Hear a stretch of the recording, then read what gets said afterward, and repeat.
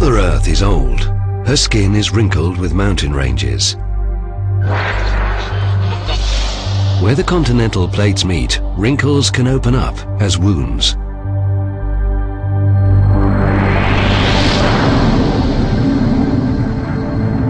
The Earth bleeds lava where the crust is thinnest. The heat from the core is welling up and can be used to make electricity and heat buildings, like here on Iceland. Near the Italian volcano Mount Vesuvius, the Earth's crust is also thin and fragile. The Romans used hot springs for thermal baths. It could get hot in more ways than one, as ancient frescoes reveal. Centuries later, heat from the interior could be put to use with machines.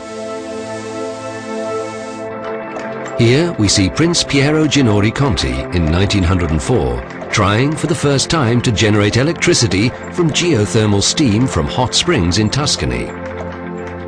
This site is still perfectly suited for harvesting energy from inside the planet. 1/10 of the world's geothermal electricity is still produced at Lardello in Tuscany. In Tuscany, Iceland and other locations where the crust of the Earth is thin, hot groundwater can be used directly to make electricity, or district heating. But what about countries that have neither hot springs nor volcanoes? There's heat in Norwegian bedrock too, but the primary source of this heat is not the molten rock below. Norwegian granite contains radioactive elements like radon and thorium. Not much, but enough to produce a little heat as their atoms decay.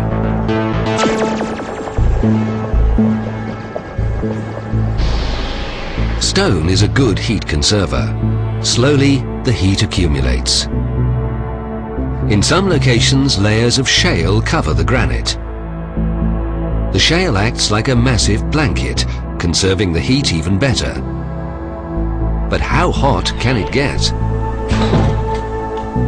If we could descend in an elevator into the rock below us, we would feel the heat rise around 25 degrees Celsius per kilometer down.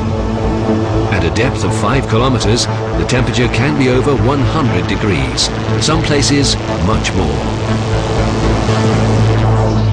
There are no elevators that can take us 5 kilometers down, but there are other ways to reach so deep. In the Fyllingsdalen Valley outside the Norwegian city of Bergen, the Geological Survey of Norway is drilling down 1 kilometer to find out how much and how fast the heat increases.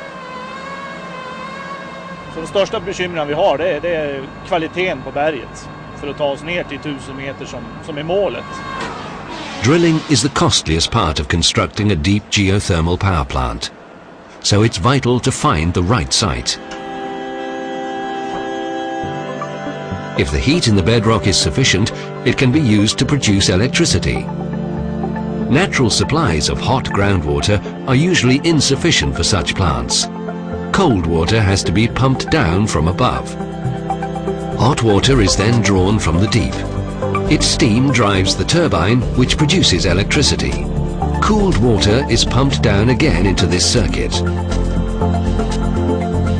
If the water isn't steaming hot at the surface, it can still be piped and used for district heating.